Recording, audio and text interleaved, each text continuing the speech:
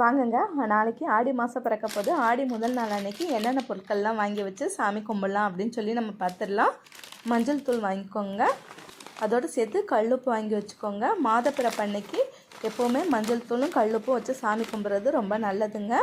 இந்த மஞ்சள் தூள் கல்லுப்போடு சேர்த்து நாளைக்கு ஆடி முதல் நாள் அப்படிங்கிறதுனால மஞ்சள் தூள், நீங்கள் மஞ்சள் தூள் உபயோகப்படுத்தலைன்னா அதுக்கு பதிலாக மஞ்சள் கிழங்கு கூட வாங்கிக்கலாம். குங்குமம் வாங்கி வச்சுக்கோங்க. சாமி வழிபாட்டில் எப்போவுமே வெத்தலைப்பாக்குக்கு முதலிடம் இருக்குங்க. அதனால் வெத்தலைப்பாக்கு இல்லாமல் என்றைக்குமே சாமி வழிபாடு பண்ணாதீங்க. வெத்தலைப்பாக்கு வாங்கி வச்சுக்கோங்க. அதோடு சேர்த்து சாமிக்கு வைக்கிறதுக்கு பூ வாங்கி வச்சுக்கோங்க. இது எல்லாமே கட்டாயம் வச்சு சாமி கும்பிடுங்க, ரொம்ப நல்லது.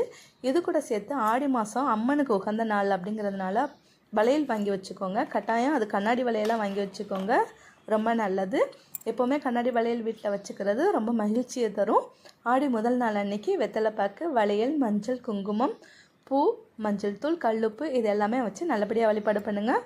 காலையில் 9:15 10:15 வரைக்கும் ரொம்ப நல்ல நேரங்க. அந்த நேரத்தில் வழிபாடு செய்யுங்க. என்னோடய சேனல் பிடிச்சிருந்துச்சுன்னா என்னை ஃபாலோ பண்ணுங்கள். தேங்க்யூ.